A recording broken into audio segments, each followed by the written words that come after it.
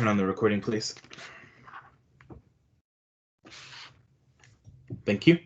All right, I'm going to go ahead and call this work session to order on AO 2020-117, providing for business, personal property tax relief to eligible taxpayers financially impacted by government orders. Let's start with a roll call, please.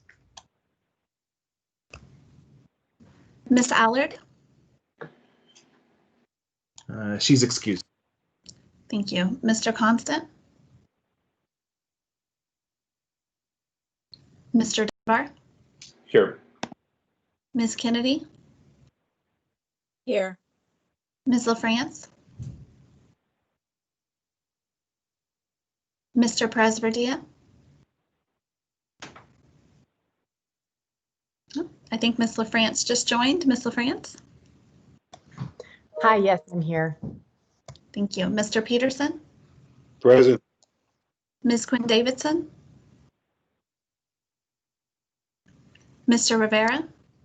Present. Mr. Weddleton? Here. Ms. Zolotel? Excused. All right, thank you. Thank you. So as normal, if members want to get in the queue, please put yourself in the chat or text me if you can't access the chat.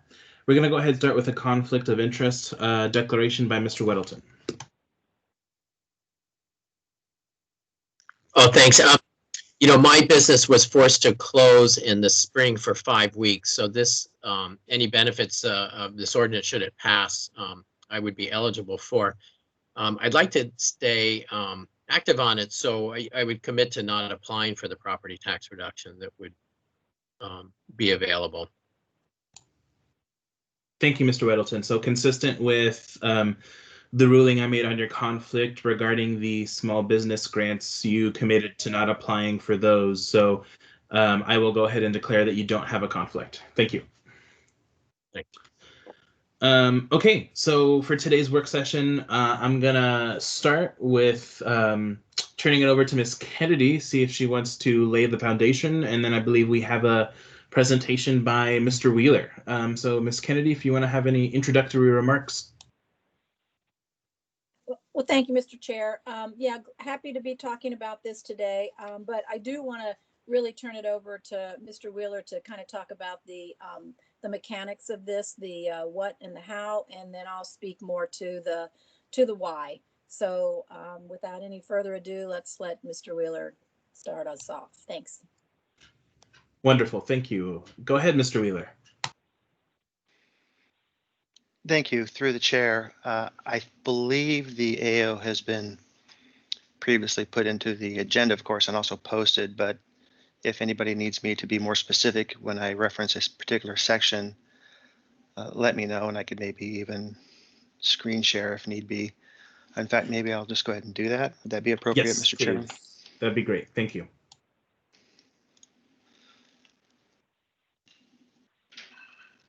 Mr. Chairman, can you see my screen? Yes, we can. Great, thank you. So obviously the point of this AO is to address the situation where a number of businesses were, through no fault of their own, required by government order to close for a certain period of time, or when they were allowed to reopen, the reopening conditions were so restrictive that the business determined that it would not make money in that process and thus did not reopen, although that opportunity may have been presented in a limited fashion. So in section 1 of the ordinance, starting at line 27, page 1, we lay out the basic concept that a reduction can be had relative to the 2020 tax amount. That reduction is limited to a cap of 16%, which is a rough approximation to the period of closures that we're estimating would be at play here. Now, section 2 talks about how do we implement that concept. We implement that concept through an application process. And in that application process, the taxpayer gives us the basics, right? Their name, their tax account number, so we can associate their application to their current muni account for tax purposes. And then they provide the certification that, in fact, they did have to close. for at least this period indicated at the top of page 2, row 1, which is that there was a cumulative 30 normal business days for that business um, to account for the closure period. And we structured it that way to account for the fact that some businesses have different operating hours and different operating days than others. Some might be 24/7, some might be 5 days a week. So we needed to accommodate that to account for the various different kinds of operating situations or platforms these businesses work under. And then, of course, the second half of that section 2, paragraph 2, page 2, talks about how a business may have been allowed, as I mentioned, to open under conditions, but those conditions were so onerous for that particular business that they were not able to comply because it would have been a losing proposition. I've heard personally from folks who run restaurants who were not able to open under the conditions because they didn't have the capacity to run at 25%, for example, and make money stocking, firing up, paying utilities, etc., with that kind of limitation. So this tries to take into account that scenario. Subsection 3, starting at row 7, talks about the specifics with respect to some businesses that could have operated or through delivery, drive-through, and so on may not be eligible. Those that did not would be. And then 4, it seemed appropriate to indicate that if a business has not been in compliance with municipal tax provisions, perhaps they should not be eligible here because they're not in good standing with the municipality with respect to their liabilities. So that would disqualify them from being eligible for this particular program. Section 3 in the middle of page 2 sets out the parameters for how the application gets submitted, the deadline for doing so, and how the credit, if you will, be applied. And that application is to put the credit towards their 2021 tax liability. So there's certainly the possibility that some businesses that simply had to close and will never reopen would not see any benefit from this program. But for those that are able to continue operating in 2021 would be able to apply this to that next tax liability. There is a cap so that, for example, if their reduction would be greater than their 2021 liability, well, they wouldn't get any rebate of the difference or be able to carry it over to other liabilities. And then to discourage those folks who might not be eligible but want to sort of try to slide in anyway, we put in section 4, row 22, that submitting a false application would be treated similar to other attempts to file false tax returns under municipal code. And then section 5 puts provisions should someone take issue with the municipality's decision on their eligibility. That, Mr. Chairman, is the overview of the ordinance, and I'd be happy to answer any questions from members. Great, thank you. Maybe before we get to questions, Ms. Kennedy, did you want to speak to the why, like you alluded to earlier? Well, I do, but I do think that that's part of maybe the bigger conversation. So I do want to make sure that there aren't some questions just on the mechanics of this at this point. I mean, obviously we can move back and forth between a lot of different kinds of conversations and questions and comments, but anyway, I guess I Sure. don't see anybody in the chat either. Well, but I see Mr. Weddleton's tap. Yeah, there we go. Mr. Weddleton, go ahead. All right, thanks. I have a few questions, and I'm sympathetic to this. At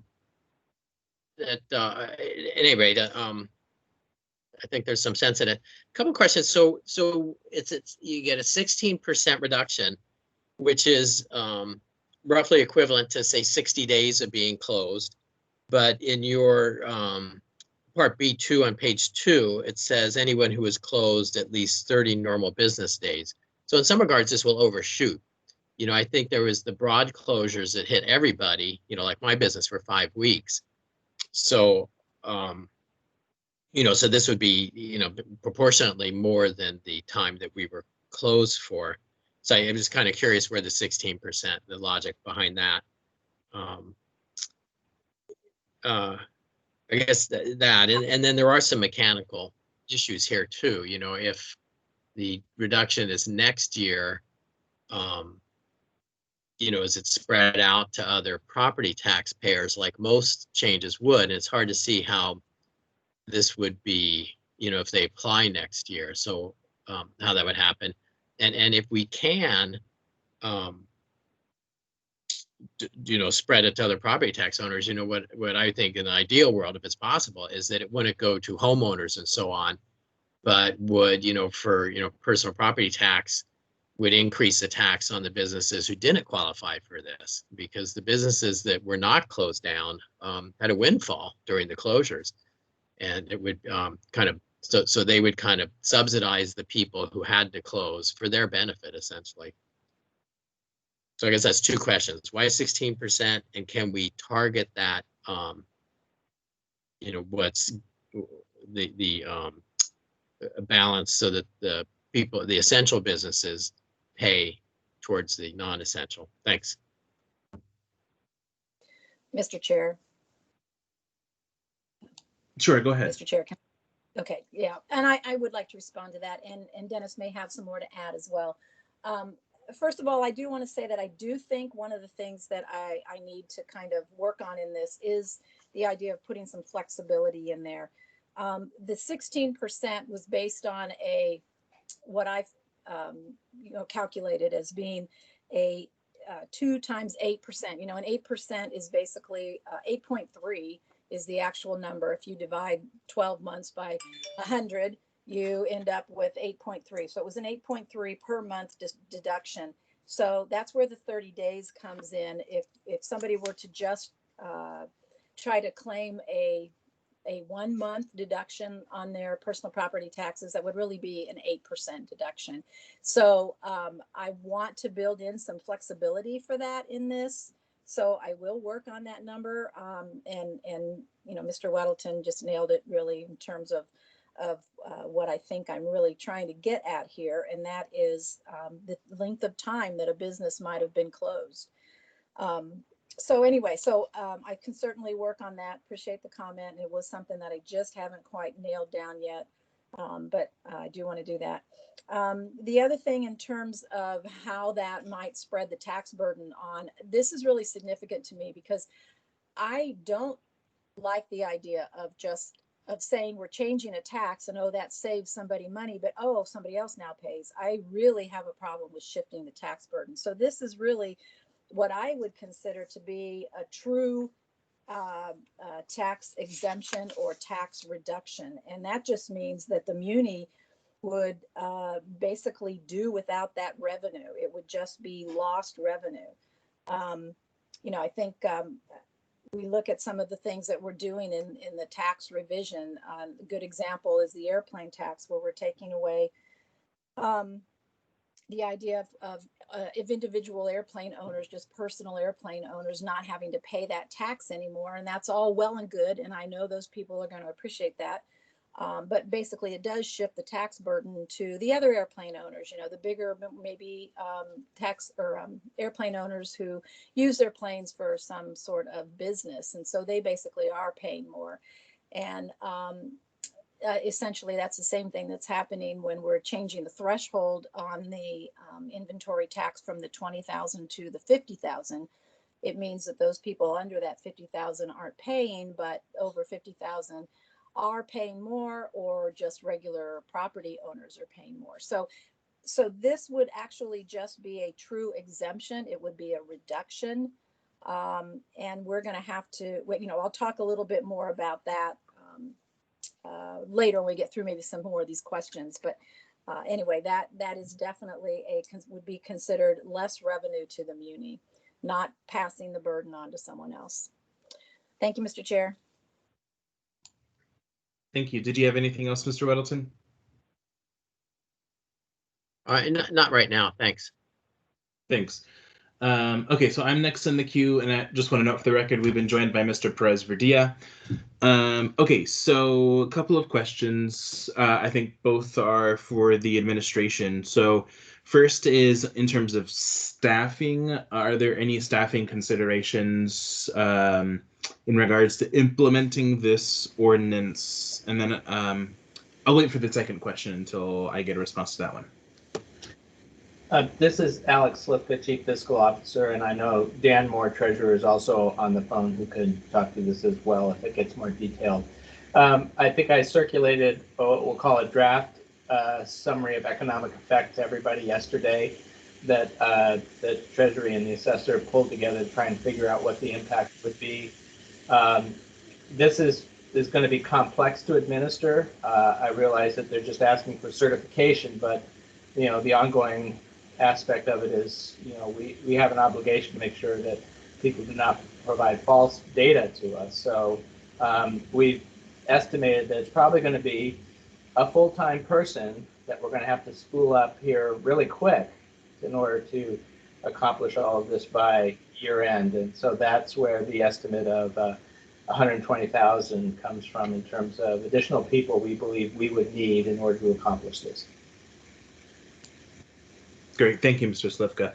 So the second question I had, I generally support efforts that this body has taken to support our businesses during this pandemic. But the question for me is, the bill always comes due, and it's interesting the concept that Ms. Kennedy has brought forward of, maybe we just don't pay this bill, and that means less money. And so, I guess, what is the mechanism that would allow that to happen, and how much money are we talking about, and whose department gets cut? So I know some of those questions you may not be able to answer right now, but would love to hear a response from the administration. Okay, so again, through the chair, in the C, we've done our best guesstimate of how many out of the well over 3,000 filers that could apply, and so there's a range. It could be as few as 100 people, it could be as many as 1,000, and the amount of money involved could be as little as 100,000, could be as much as $1 million. So that's where our estimate of 500,000 in terms of lost revenue is our best guess. I'm not authoritative enough to speak to the impact on the tax cap, but legal has circulated an opinion which I sent on to Mr. Gates that was developed many, many years ago, which seems to imply that if we don't collect the revenue, it doesn't impact the tax cap calculation. But you have correctly asked the question of, well, where does the revenue come from? And so in a budget, which is half of it is for the schools and another 25% is for police and fire, that's 75% of the money that Muni spends. If we have to cut 500 grand, one would guess that those would be the first parts, but to the assembly in terms of where to find that money. But it is a well-asked question that we would have to find it somewhere. Thank you. It looks like Mr. Gates wants to weigh in. Mr. Gates? Yes, thank you, Mr. Chair. I read the opinion that Mr. Slivka sent me from 2006, and it basically says there's two routes to go relating to the tax cap when there's like credits given on taxes. And I think that the basic thrust, though, is that this is addressed at the time that the Assembly sets mill levies. And if there isn't some instruction as to exactly what to do in terms of how that credit and the amount of credits, the total amount of credits given, refunds given for taxes, if there's no instructions on how to do it, well, the Assembly does it when you set the mill levy rates. And so here, I don't think you're actually going to see some reduction in tax revenues collected. I think you're going to set a mill levy collecting the amount that you budgeted for, and whatever's reduced because of these credits is, like Ms. Kennedy's alluded to when she was talking, that burden is spread to all of the taxpayers. So you won't see, I think, a reduction in tax revenue collected here, and that's not addressed in this ordinance as I understand it. But of course, if Mr. Wheeler has anything to add to that, I invite him to. So I think also when you talk about a position, and this is sort of speculative, how is it going to be paid for? We are anticipating Congress to pass an additional relief that would include relief for governments, local governments affected by the COVID-19 global pandemic. And, since this, it doesn't seem like, well, I'm not quite sure, something that would be expended before the end of this year, that forthcoming legislation for relief from Congress is probably going to be able to cover something like this. And like I said, that's very speculative, but again, though, I just wanted to point out, I don't think this is going to be reduction in overall tax revenue that the assembly budget's for. Thanks. I appreciate that rosy prediction about Congress. Mr. Wheeler, did you want to add anything before I go back in the queue? Thank you, Mr. Chairman. This may be obvious, so I apologize for that if it is, but certainly there are a number of opportunities here in terms of when you take this into account. You're currently working on your budget for 2021. As Mr. Gates indicated, there may be funding from the federal government that helps. You've got your budget process with the school district, and then you've got first quarter. I've also seen in the past where it's taken into consideration later in the year to better account for what the actual liability turns out to be, and then additional reductions can be made at that time if that becomes necessary. So I think it goes without saying there's a number of opportunities to look at this. It may be best to consider, assuming this passes, to look at what you do with it after all the applications are in and you have sort of a gross amount that you're looking at, and then work from there. Just a suggestion. Thank you, Mr. Chairman. Thank you. Want to note for the record, we've been joined by Mr. Constant. Mr. Dunbar. Thank you, Mr. Chair. So, related question, even setting aside the notion that we'll get another CARES Act 2 out of Congress at some point, we did convert quite a lot of CARES Act money to fund balance, and at least a small portion of it is not yet accounted for. And so I'm wondering if this could be, it could be applied to this. And if the answer is yes, I guess I'm also curious, why go that route as opposed to a grant route? That is, why go through this pretty complicated system of tax relief or whatever you want to call it, rather than just grants as we have been doing?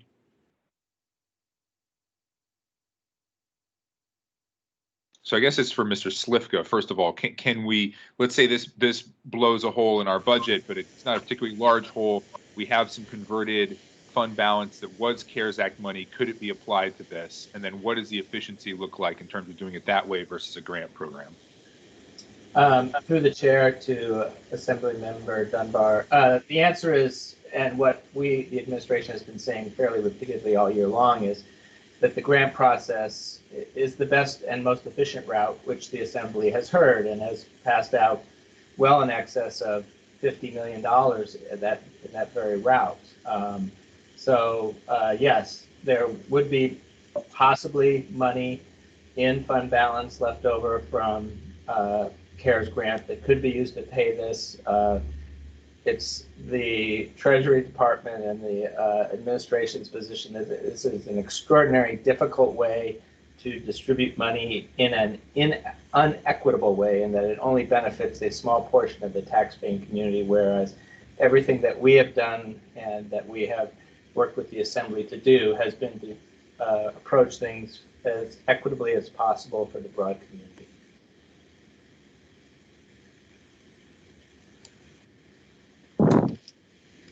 Any follow-up, Mr. Dunbar? No, thank you. Thank you. Mr. Weddleton? Thanks. I guess a point on that, I think Mr. Slivka says that it's an unequitable because it only impacts a small part of the taxpayer base. But, the closures were inequitable too. I mean, a certain small section of the economy took the blows, for the broader public good, so, this is just kind of acknowledging that and adding a little bit of help to it. Is it possible to, I allocate this 500,000 or whatever to other personal property taxpayers and not to all property taxpayers.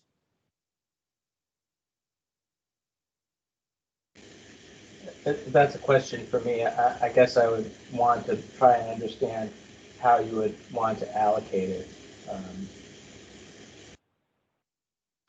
Well, we have, we do, kind of the real property bills come out, and then we get the, personal property, which I always think of just as inventory, even though I know it's broader. So if I use that term, I understand the difference. But just to and not everybody pays personal property taxes, but those are primarily businesses. And what it does is instead of kind of allocating the, if we can do it that way, this increase 500,000 or $1 million or whatever it turns out to be, it goes to other personal property taxpayers. And the idea there is because the businesses that were not forced to close had a windfall.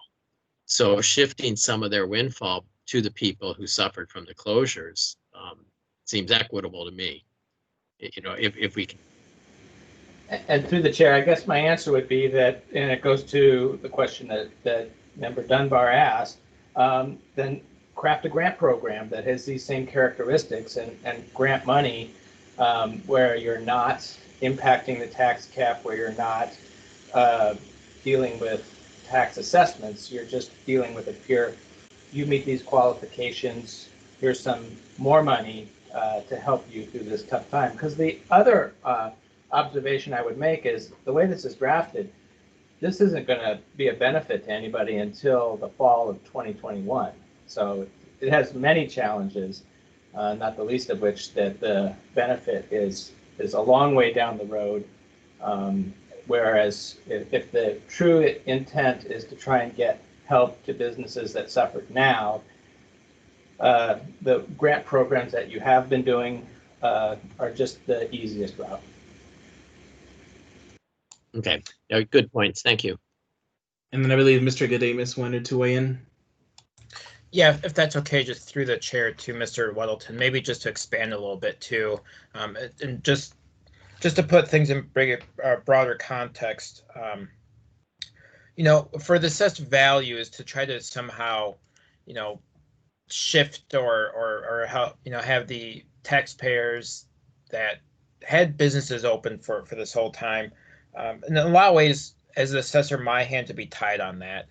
For one, we do ad valorem tax, and by state statute, we have to, try to get to market value as close as we can. So that really rules that out. I know that we did at some point look at different mill rates, I think, for personal property as a whole, and that largely is not feasible.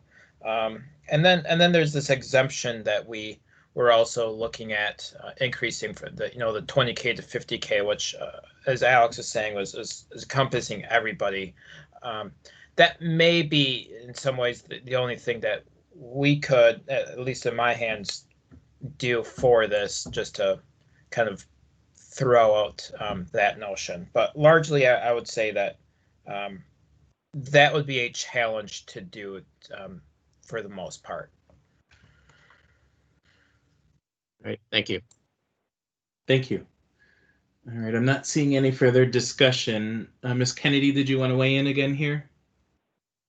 Thank you. Yes. Yeah. Just to wrap it up for the moment. I think I am having trouble with the equity argument because there's a lot of things in our tax system that are absolutely inequitable. And, and I look at some of the other things that the municipality has done that I would say are inequitable. I mean, we can look what we've done, to provide the taxi industry a break. We know senior citizens get exemptions on their property tax. I gave the example not too long ago about the change in the airplane tax and how that does save some people money, but it actually puts the burden on others. So there's a lot of things, the equity argument doesn't stand. We don't have true equity, and I don't even know how you would get to some kind of true equity. I mean, the point is the municipality gets its money by people paying something. So I think the other thing is that, all of this is really being made more difficult than it needs to be.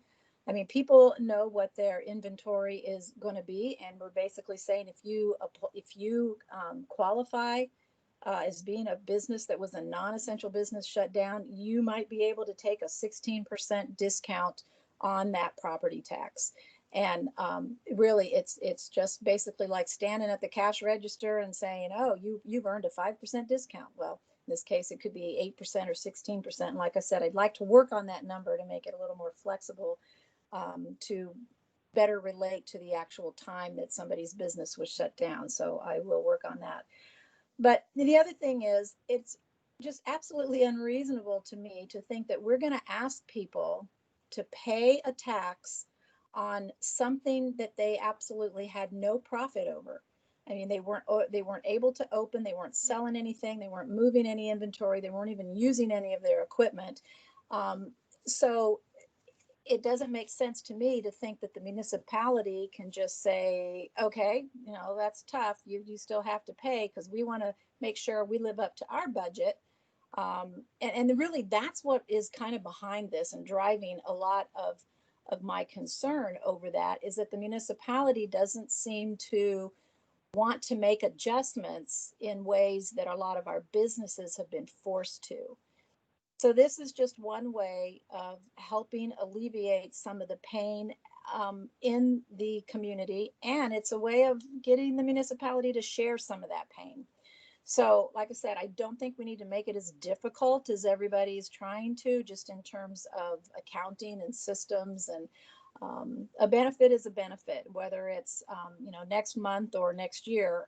There are businesses that are going to see a benefit, or might want to at least take advantage of this. And again, we don't know exactly how many businesses those are.